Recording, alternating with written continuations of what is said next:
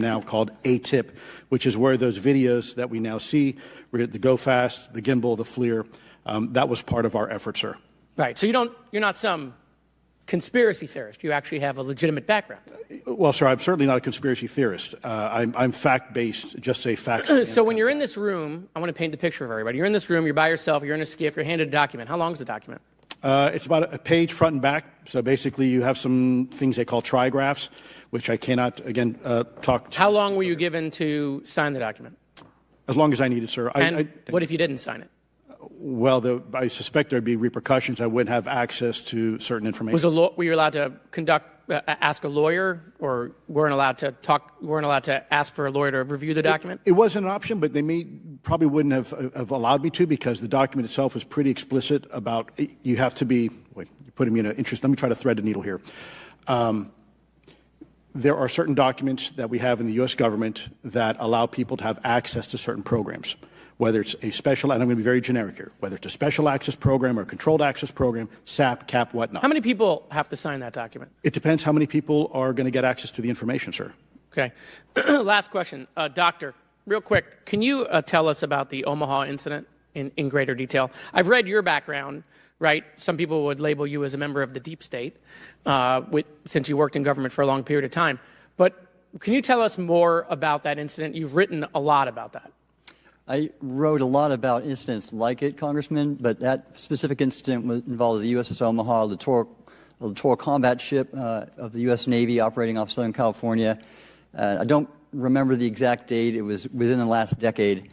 And what the watchstanders on the bridge observed was a UAP, again, something that was aloft but had no observable exhaust or control surfaces. So it was something that couldn't be explained. And then they saw it enter the water from the atmosphere and going through the air-sea interface, and so thus exhibiting trans-medium travel. Thank you. I yield back. Thank you. I'll now recognize Mr. Grothman for 5 minutes of questioning. Yeah, we'll start with Mr. Gallaudet. During a previous UAP hearing, Navy Commander David Fravor discussed the TikTok object engaged in 2004. Are you familiar with the incident, the TikTok incident? Yes, sir. And that's almost 20 years ago, right? Yes, sir. It's been said there are more videos, documents, and reports related to this incident. Do you believe the information regarding the TikTok incident should be available to all members of Congress? And in your expertise, what reason would the Department of Defense possibly have for not releasing information that's over 20 years old?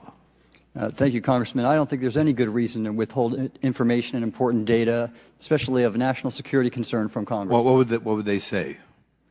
I will speculate, sir, that they don't want to share that kind of information because it reveals weaknesses in our ability to monitor and protect our airspace.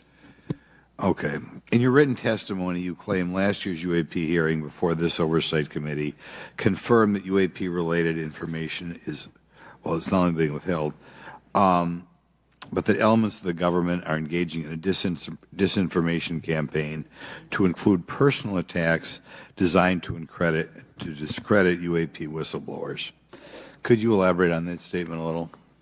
Yes, sir. Earlier this year, I met with the DoD's All-Domain Anomaly Resolution Office, and what I thought would be a 90-minute meeting just to meet with leadership turned out to be an hours-long influence operation on me, where they attempted to convince me of the validity of the very flawed and error-ridden historical records report.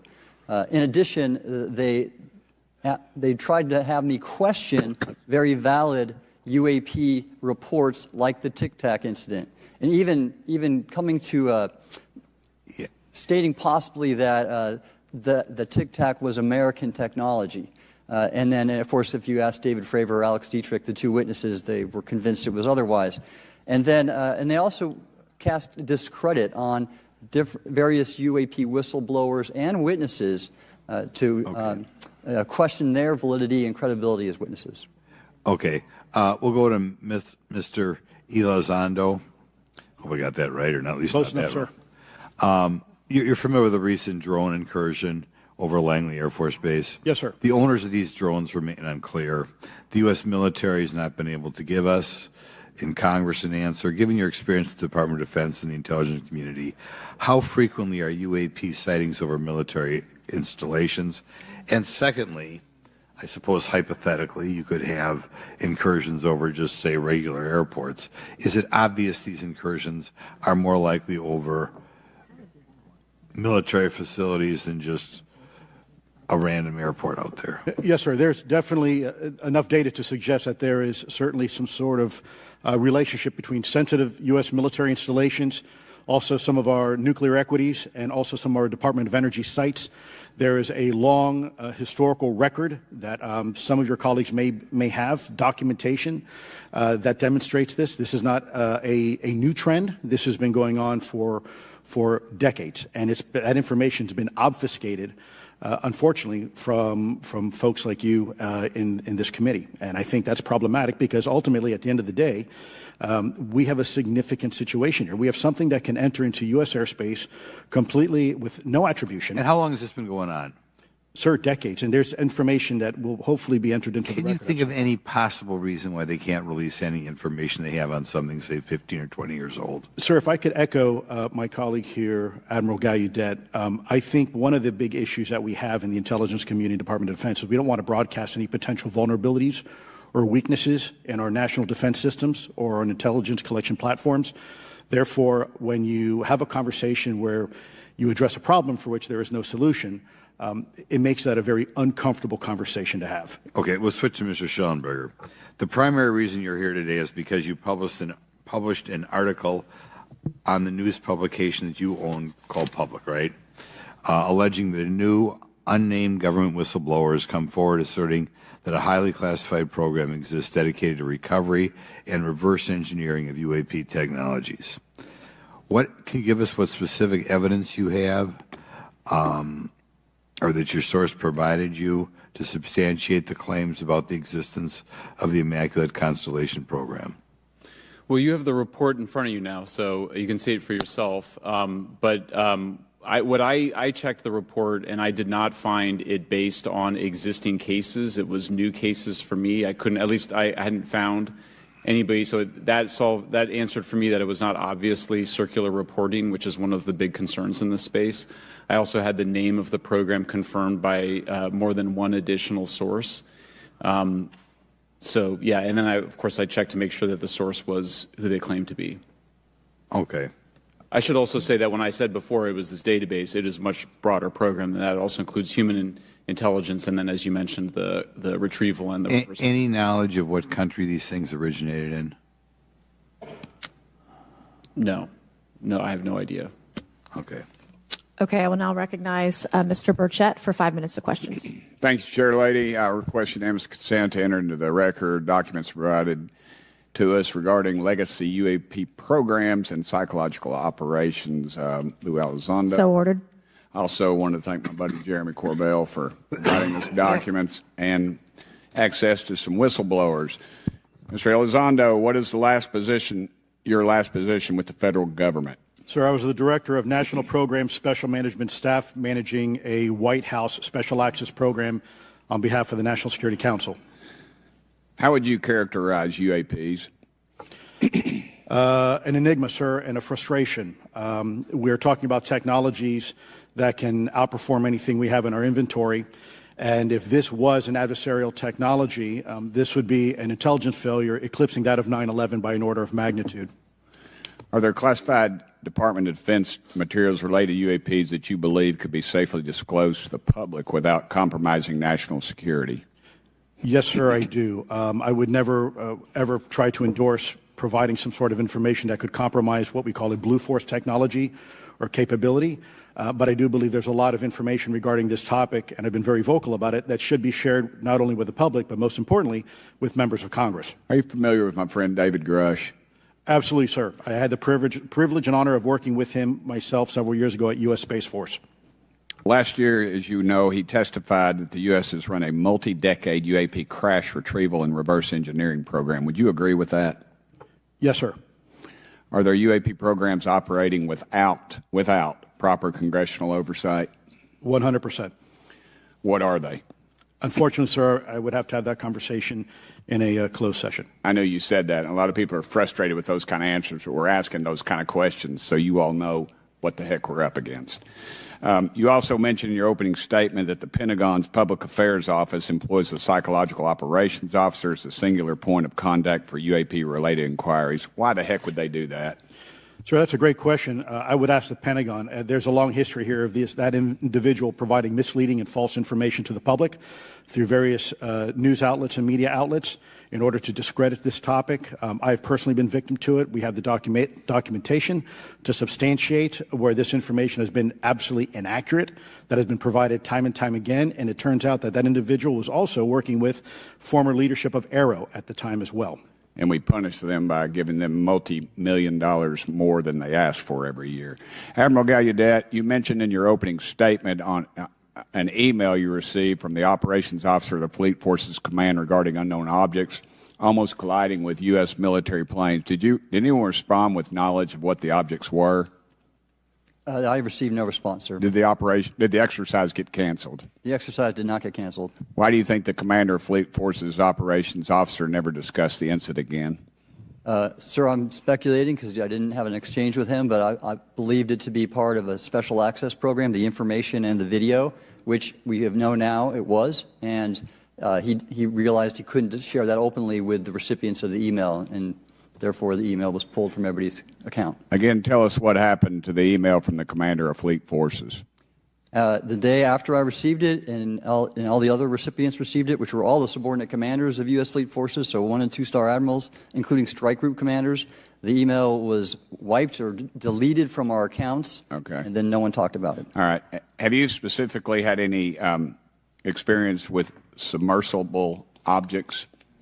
Sir, I've no personal experience, but I've had witnesses on submarines come to me and say they've seen on sonar data. Correct. Okay. How would you characterize those, and how do they move? The one instance that was revealed to me was in the 80s on a nuclear-powered submarine, a ballistic missile submarine, that the object exhibited the characteristics of a Russian torpedo in terms of its speed of movement and closing rate with the submarine, and then it slowed and followed the submarine slowly in its wake for a period of minutes, and then rapidly exited the scene. And nothing that we know of and technology-wise could replicate that. And the speed of these objects was faster than anything that we have or anybody else has that would be manned. Is that correct? It was on the order Underwater. of a torpedo. So yes, sir. Yes, sir. But as it exited, it well, I don't exactly know how fast a torpedo is, but I expect it does better than my old outboard Scott Atwater, so I'll take that as a yes. Yes, okay.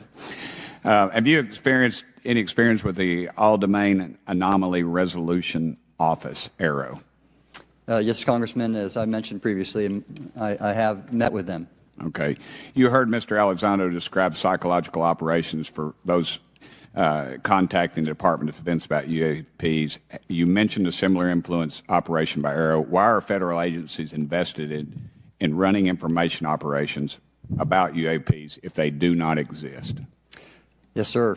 But I'll make a statement on AARO's behalf. They have new leadership. The office has reached out to me to meet again, and I take that as a good faith effort, and we'll see where that goes. Thank you, Chair Lady. I've run over. Thank you. Thank you, Mr. Tennessee. I would now like to recognize Mr. Higgins. You're the king of Tennessee. Mr. Higgins, you're recognized for 5 minutes of questions. Thank you, Madam Chair. Mr. Elizondo, Mr. Schellenberger notes in the report that we've been given for this hearing. I believe, Mr. Schellenberger, let me shift you, are the author of this report. I'm sorry, sir. I'm not the author. Mr. Schellenberger, were you the author of this report? There's No, I was no name not. on it. No. Do you know the author? I do.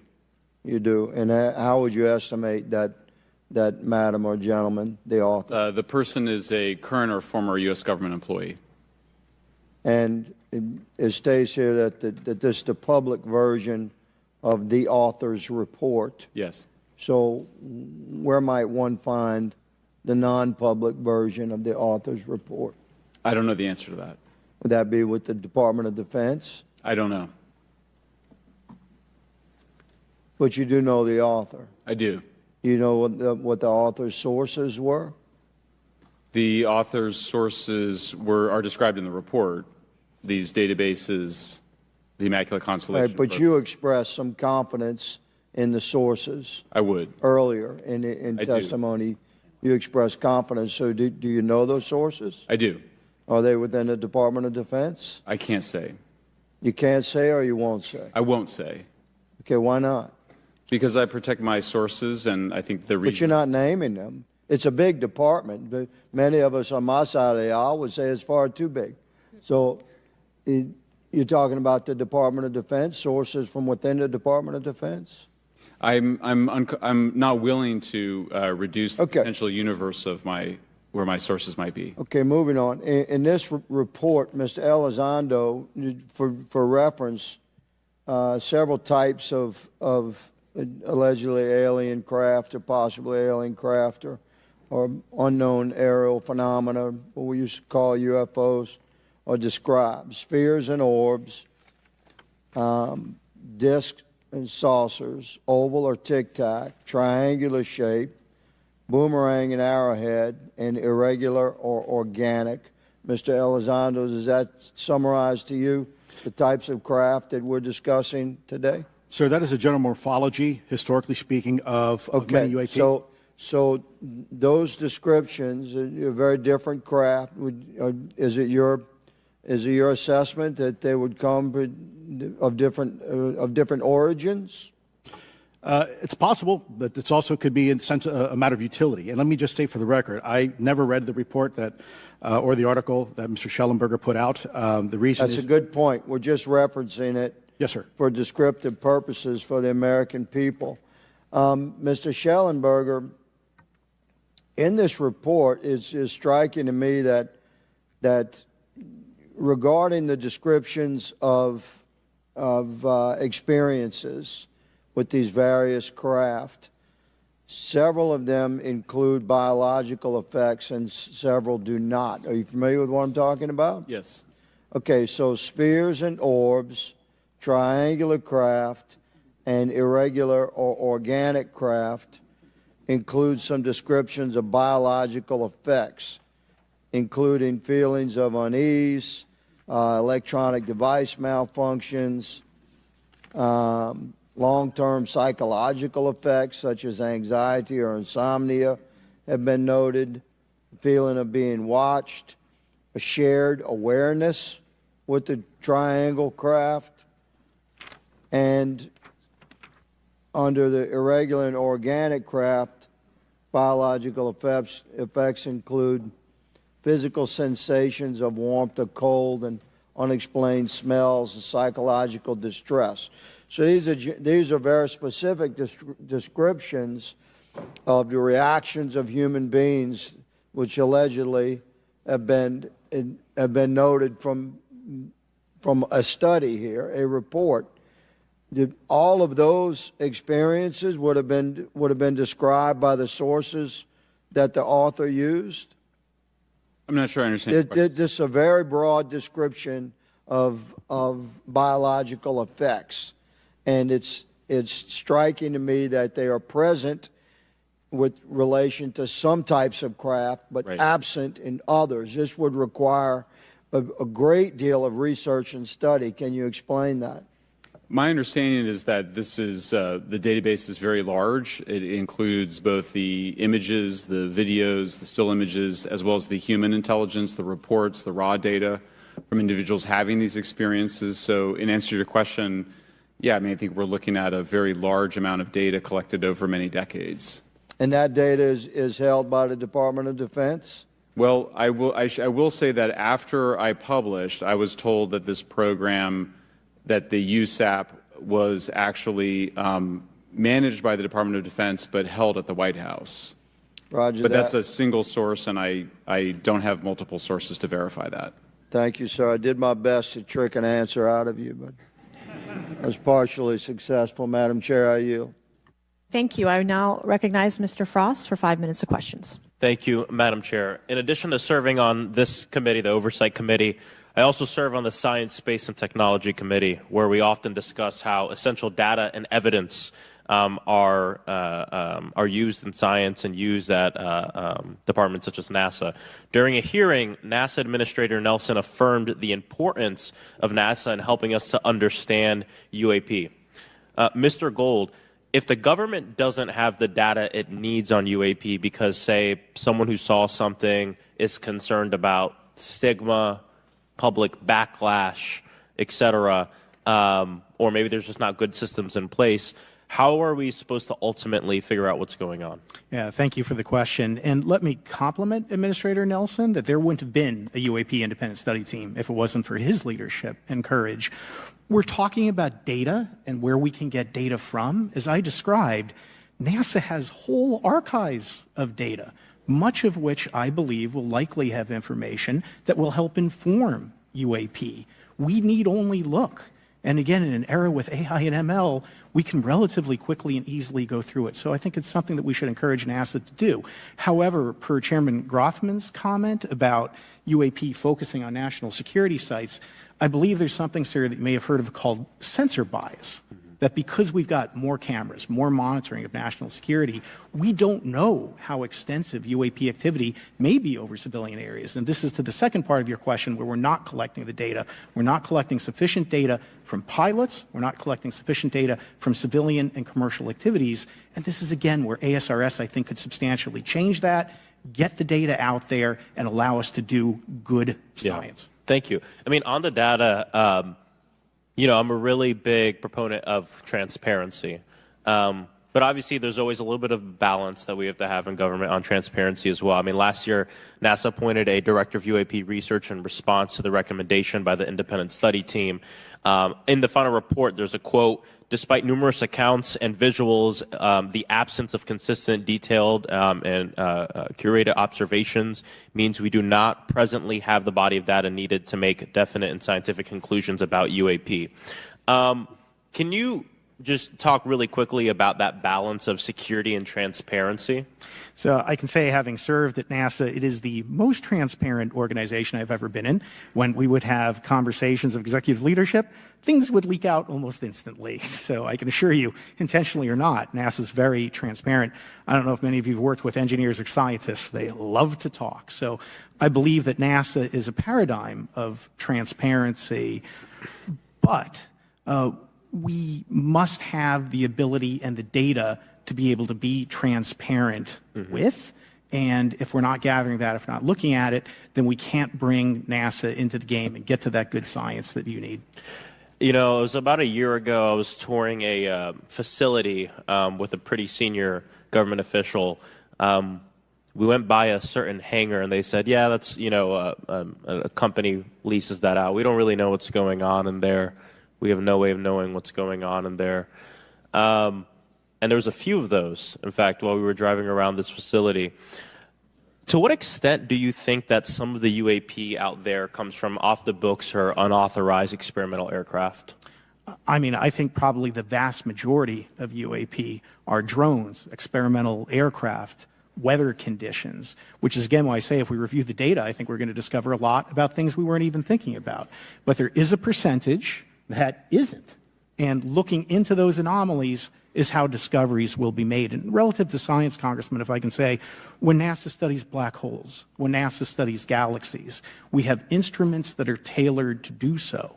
With UAP, we're using cockpit gun cameras or cell phones.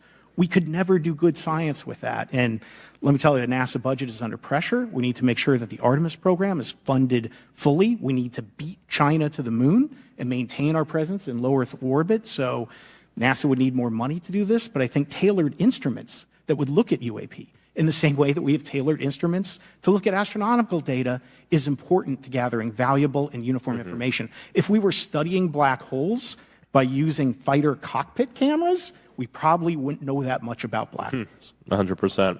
Well, I think it's important that federal leaders take the necessary steps to ensure that UAP does not pose threats to the American public as well, and that we have the necessary budgets to collect this data so we can actually see what's going on. And I'm fully supportive of funding the Artemis mission. I think it's very important. Also, a personal note, the pilot is a frat brother of mine. He is a member of the Phi Beta Sigma Fraternity Incorporated, and so I would love to see my fraternity make it to the moon. But Redwire is building the cameras for Artemis, so we will take some pictures of your frat brother and get them. There we go. Thank you so much. I yield back. Thank you. I will now recognize Ms. Luna for 5 minutes of questioning. Mr. Elizondo, to your knowledge, can you name the country and around time frame that the first back-engineered UAP program started? Ma'am, unfortunately, I would not be able to have that conversation in public. Can anyone on the panel name that? I cannot. None of you? Okay. This next question is for Mr. Gallaudet.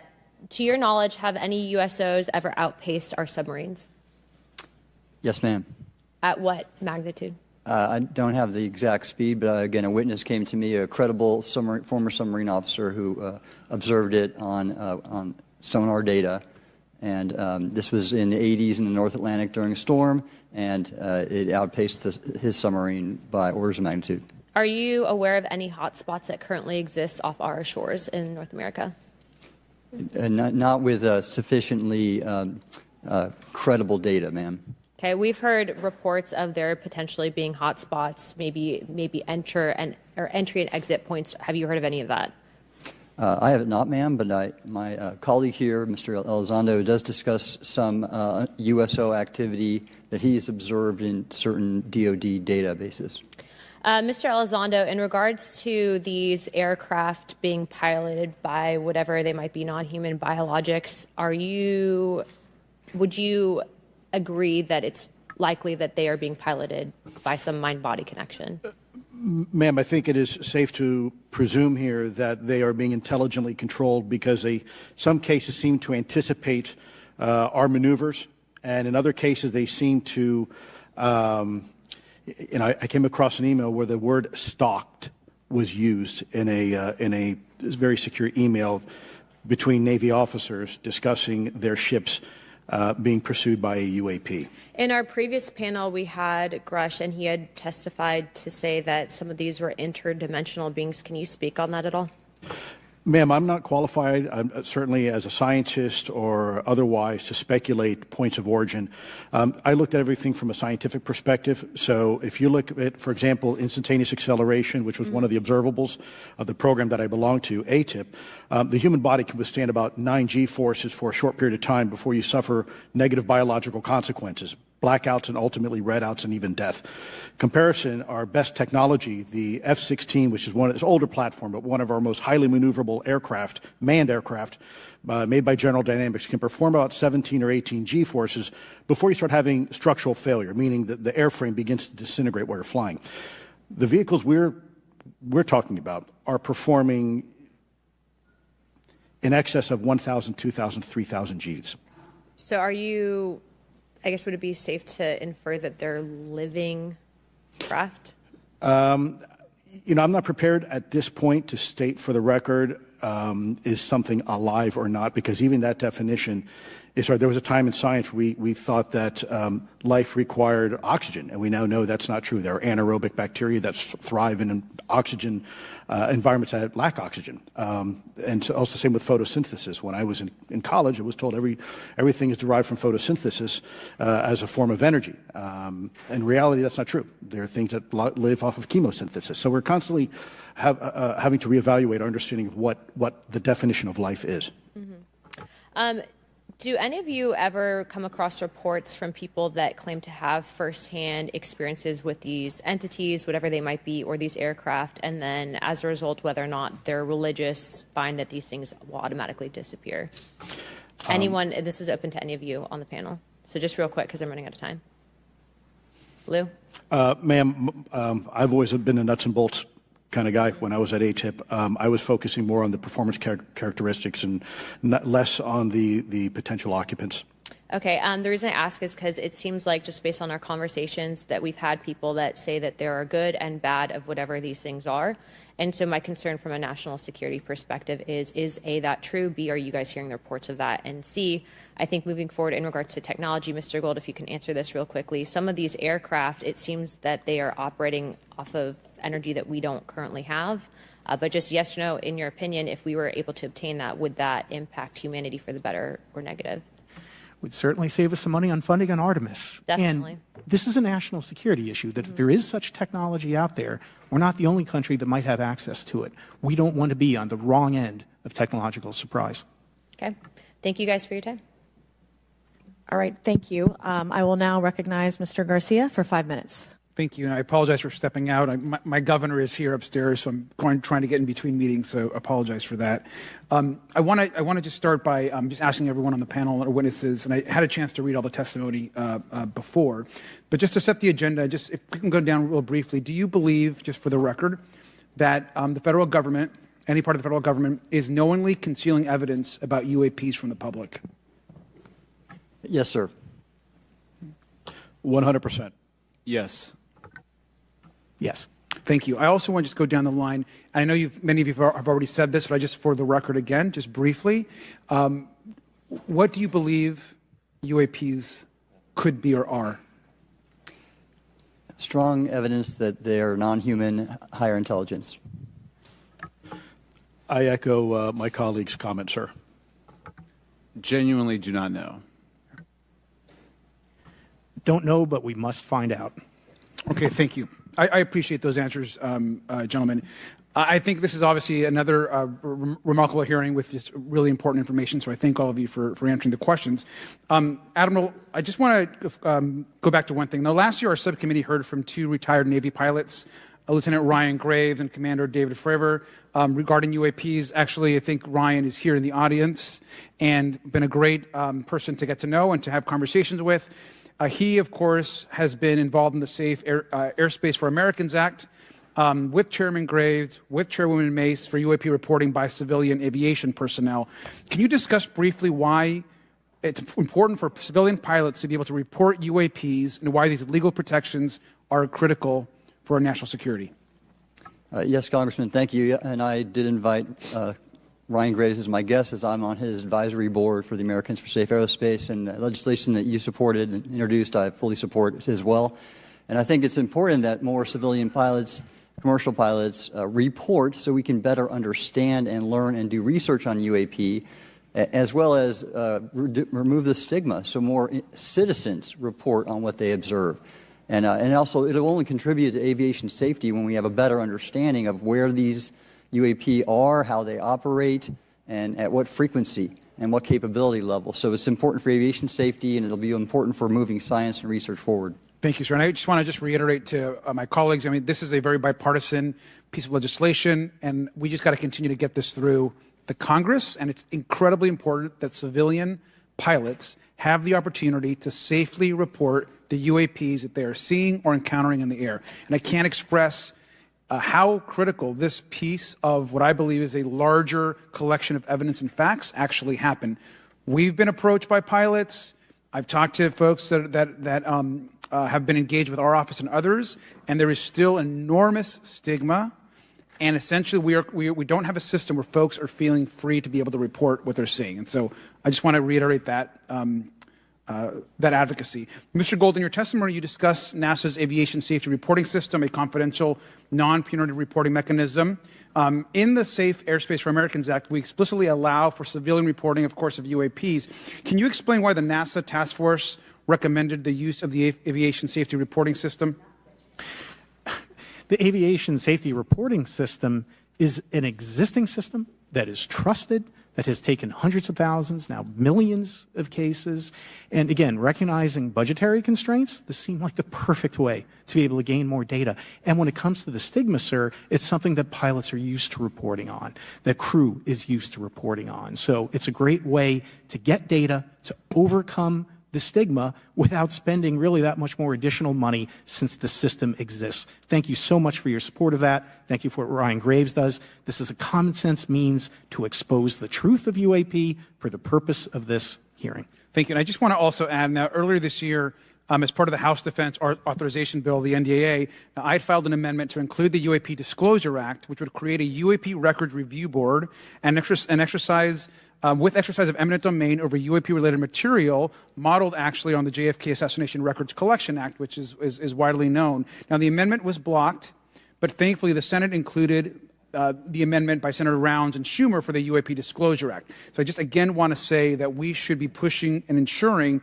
the UAP Disclosure Act, which is bipartisan in its support, should move forward. And if I can just briefly, particularly Admiral, can you just briefly, as I close my time, explain why the UAP Disclosure Act would be critical for us and our national security?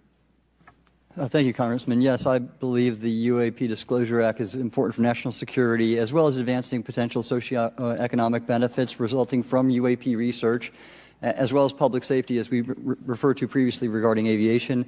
And this act will allow for greater transparency and open research, and that's why I'm also a member of the UAP Disclosure Fund as an advisor, as in the Sol Foundation, as an advisor, senior strategic advisor, which is advocating for the same. Thank you very much. I yield back. All right, thank you. I'd like to recognize Mr. Biggs for 5 minutes of questioning. Thank you, Madam Chair. Thank you for holding this committee. Thank you to the witnesses. Admiral, the video that is called the Go Fast video, the email that you've talked about being deleted, I just want to briefly cover this. You said that the email, the author was asking whether any of the recipients were aware of the classified technology demonstrations that it could explain the objects that were observed. And then you said the email disappears. Then you guys have a series of meetings. The commander of fleet forces and his operations officer never discussed the incident again. Is that right? Is that accurate? That's accurate, sir. And even during weekly meetings, it was never discussed again. My question for you is, you were in those meetings. Did you personally hear that nothing was going on about that? Yes, sir. I was in those meetings, and did you make inquiries about that? No, I did not, sir, because I inferred, since I had been read into other special access programs, that this UAP video was part of one that I was not read into, or any of the recipients, or the author of the email, and that an intelligence agency basically pulled it back and instructed the author of the email, hey, this is, you just conducted what they call spillage into a lower classification level, and when that's done, the procedures are basically to remove any of the communication. You're going to silo it.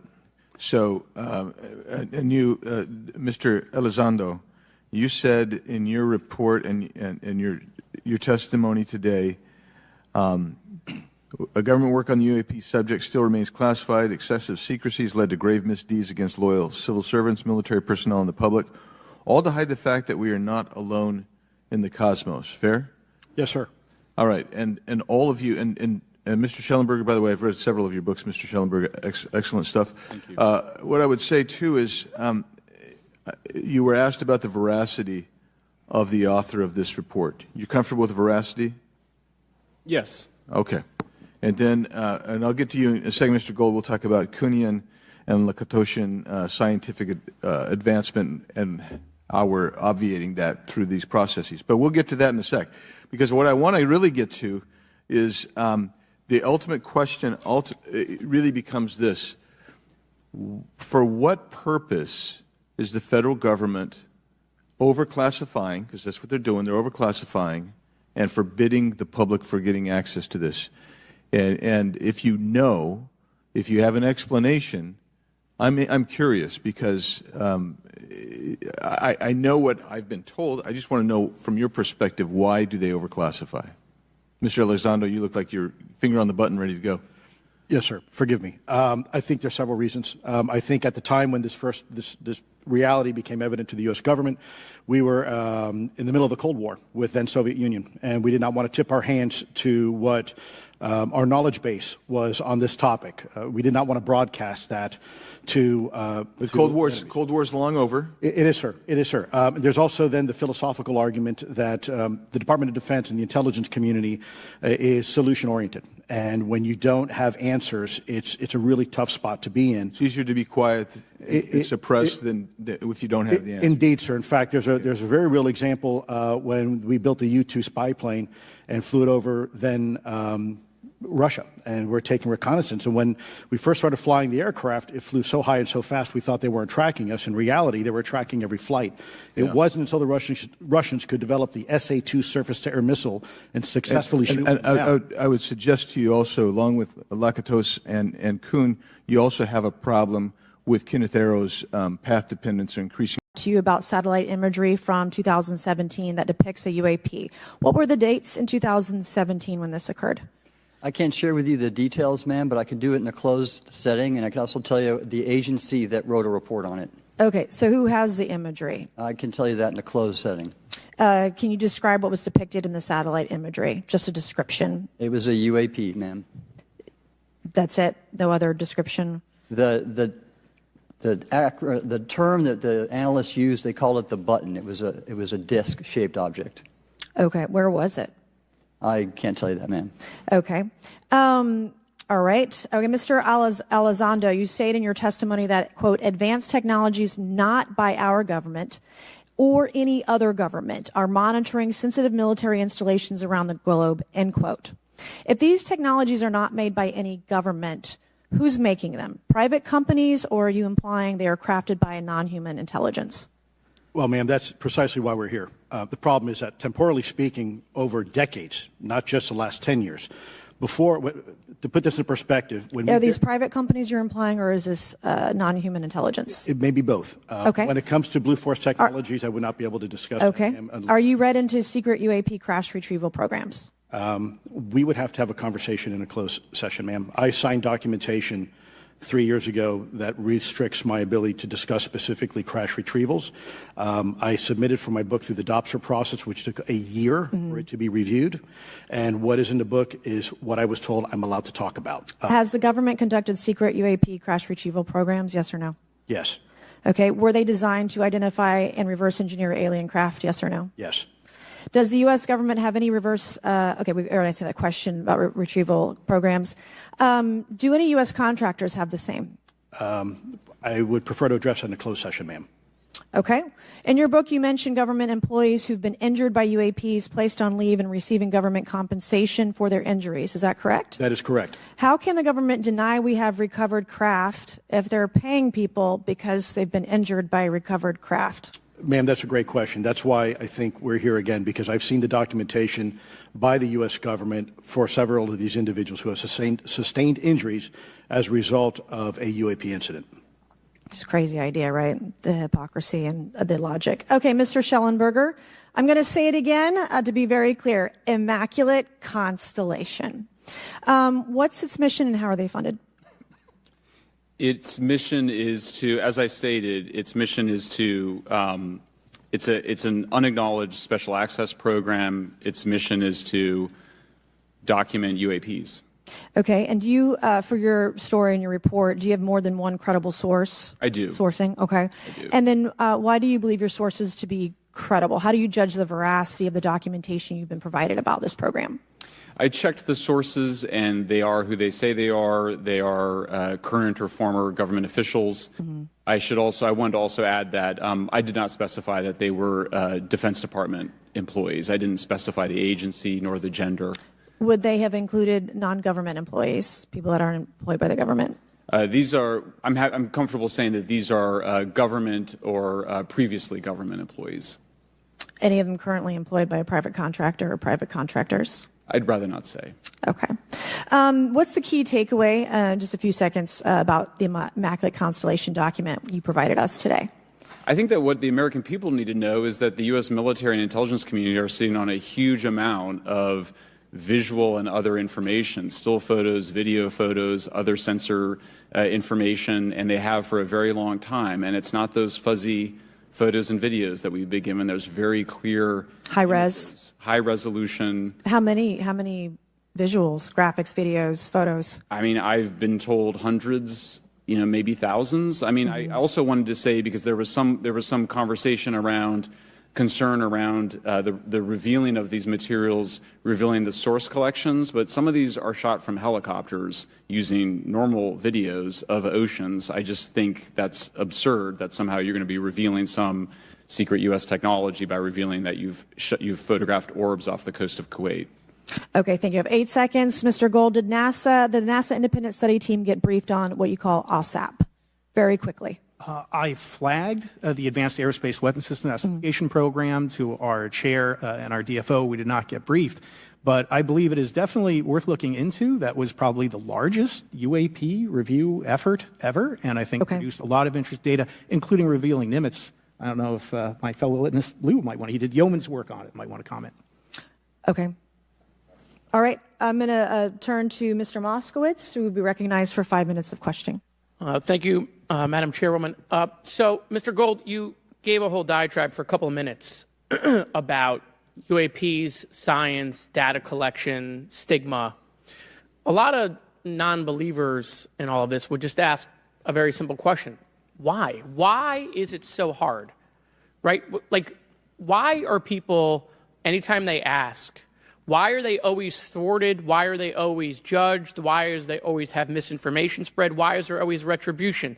Why is it always met with an ear? What's the why? If it doesn't exist, why is it such a problem? I think if you go through the history of science, Representative, it is always difficult for breakthroughs and new information, regardless of whether it's UAP or any other kind of discovery. And in science, we're supposed to be open, but when you break with the orthodoxy of what's believed, whether it's Galileo saying that the Earth doesn't rotate or the Earth rotates around the sun or the sun doesn't rotate around the Earth, it's always challenging for new beliefs. And the more extraordinary those discoveries, the more extraordinary those new beliefs, it's very difficult. So I think this is natural. There's natural conservatism that when it comes to science, but this issue in particular has been very difficult where, again, even to attempt to study it becomes problematic.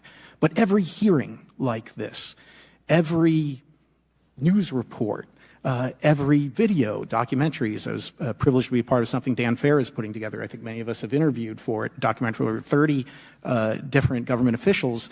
Every brick in the wall will help get us closer to getting to the truth. I appreciate that. Mr. Elizondo, did I have that correct? Sir. I'm a recovering lawyer, so I'm going to put my hat on for a second. You said you signed a document. Love that. Who gave that to you? The U.S. government, sir. Okay. You have a copy of it? It is stored in a SCIF right now. I do not have possession of it. The U.S. government does. What department of the U.S. government gave you this document?